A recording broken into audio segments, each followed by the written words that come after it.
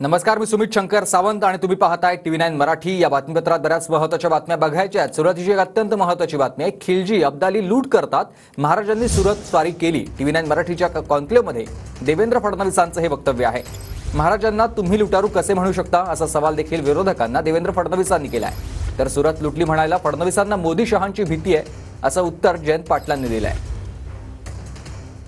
बोललो आहे, पुन्हा एकदा सांगतो, महाराजांनी सुरत लुटली हे म्हणणं चुकीचं आहे। महाराजांनी सुरतवर दोनदा स्वारी केली। लुटली हे आपण अलाउद्दीन खिलजी जे करतो त्याला लुटली म्हणतो, त्या ठिकाणी अब्दाली जे करतो त्याला आपण लुटली म्हणतो। शिव इतिहासकारांनी आता मीडियामध्ये येऊन हे सांगितलेलं आहे की महाराजांनी त्या ठिकाणी पहिल्यांदा पत्र दिलं होतं की तुमचा मुघलांचा खजाना त्या ठिकाणी सगळा आहे, तुम्ही 3 वर्ष युद्ध चालवलं, ते युद्ध चालवल्यामुळे स्वराज्याला एवढा खर्च आला, हा खर्च तुम्ही द्या नाहीतर मी स्वतःहून हा खर्च वसूल करील।